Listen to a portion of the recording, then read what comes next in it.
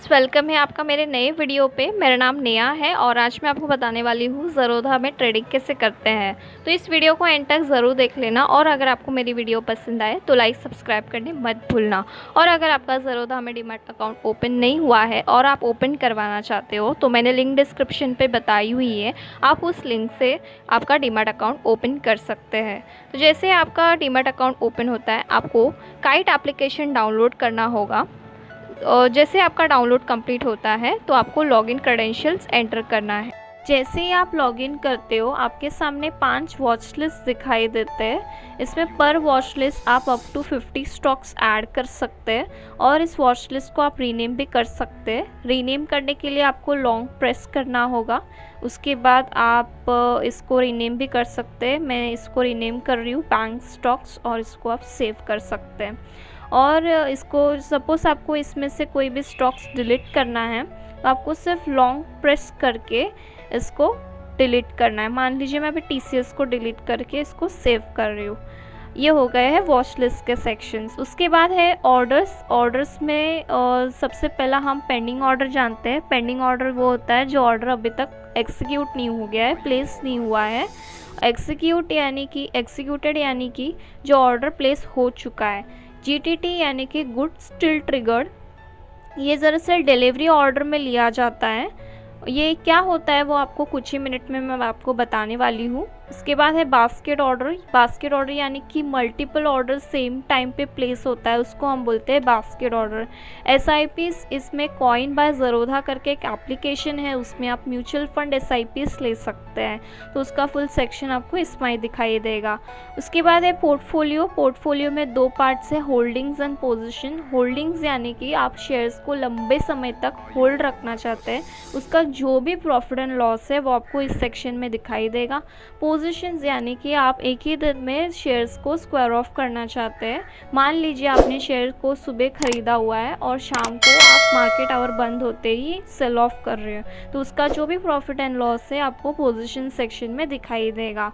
उसके बाद है ऐप्स। ज़रोधा से जो भी लिंक ऐप्स है वो आपको इस सेक्शन में दिखाई देता है। उसके बाद है आपका प्रोफाइल सेक्शन में सबसे पहला हम फंड सेक्शन जानते हैं, फंड्स कैसे ऐड करना है। तो फंड्स में जैसे आप क्लिक करते हो, ऐड फंड्स आपको क्लिक करना है। आपको जितना अमाउंट ऐड करना है वो अमाउंट आप डाल सकते हैं और UPI, गूगल पे, नेट बैंकिंग के द्वारा आपका पेमेंट कर सकते हैं।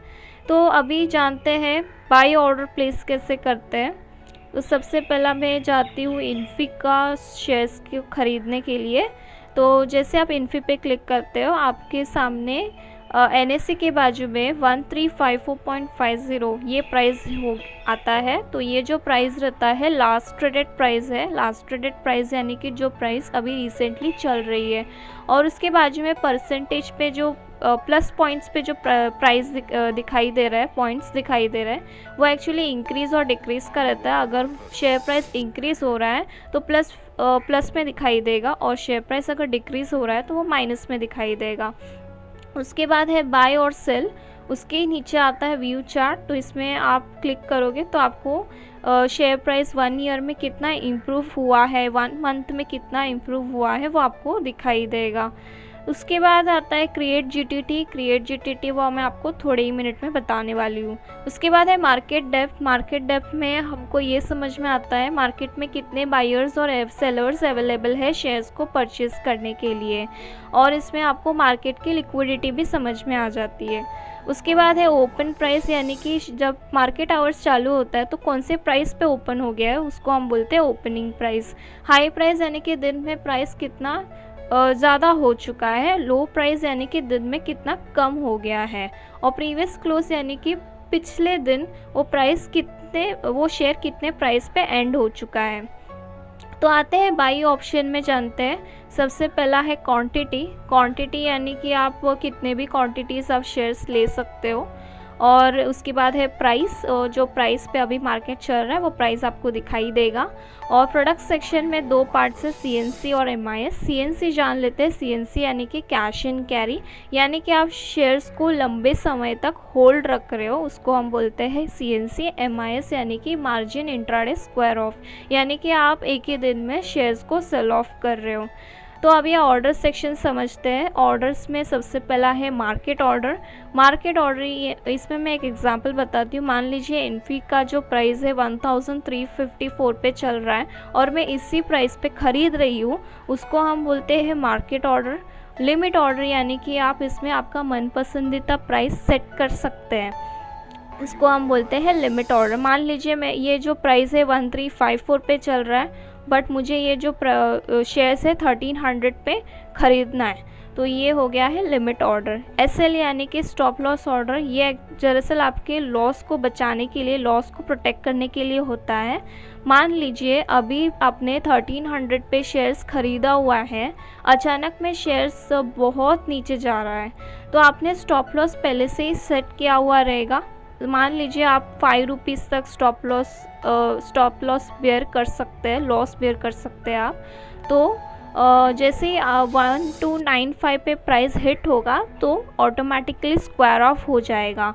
और उसके बाद है SLM ऑर्डर। SLM यानी कि it is same as stop loss ही होता है, बट फ़र्क इतना ही है, इसमें आप लिमिट प्राइस पे लगा रहे थे, तो इसमें आप मार्केट प्राइस पे लगा रहे हो स्टॉप लॉस। ट्रिगर प्राइस यानी कि ये स्टॉप लॉस को एक्टिवेट करने के लिए होता है और ये हमेशा स्टॉप लॉस से ज़्यादा होना चाहिए।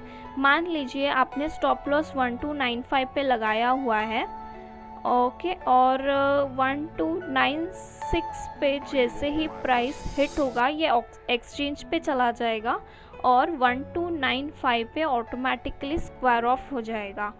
उसके बाद है वैरायटी। वैराइटीज़ में रेगुलर ऑर्डर जानते हैं, उसमें भी 2 पार्ट्स है, डे और IOC। डे यानी कि उसी दिन के लिए वो प्राइस वैलिड होता है। IOC यानी कि इमीडिएट और कैंसिल, यानी कि आप ऑर्डर प्लेस करने के बाद इमीडिएटली अगर वो एग्जीक्यूट नहीं हो रहा है तो वो कैंसिल हो जाता है, उसको हम बोलते हैं IOC ऑर्डर।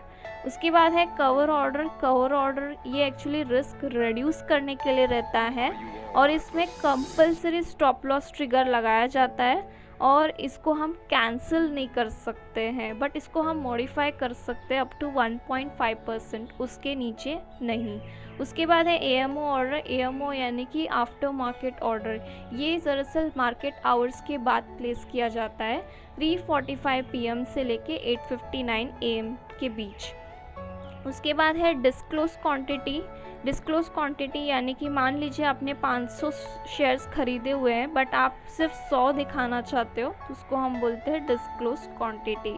तो ये हो गए हैं बाई की प्रोसीजर्स। तो अभी जानते हैं GTT ऑर्डर के बारे में। तो अभी मैं वापस इन्फी पे क्लिक करती हूँ और क्रिएट GTT ऑर्डर पहले समझ लेते हैं क्या होता है। GTT ऑर्डर यानी कि गुड स्टिल ट्रिगर, ये दरअसल डिलीवरी ऑर्डर में लिया जाता है, तो ये सिर्फ लॉन्ग टर्म के लिए लिया जाता है। तो इसमें मैं आपको बाय ऑर्डर कैसे लेते बताती हूँ। तो सबसे पहले है इसमें GTT ऑर्डर में आप आपका मनपसंदीदा प्राइस इसमें ऐड कर सकते हैं। इसमें ऐसा कोई लिमिट नहीं है कि अगर दिन में वो प्राइस हिट नहीं होता है तो वो ऑर्डर कैंसिल हो जाएगा, ऐसा कुछ नहीं है। अगर ये वो 1 महीने या फिर 2 महीने में वो ऑटोमेटिकली हिट होगा तो वो GTT ऑर्डर प्लेस हो जाता है।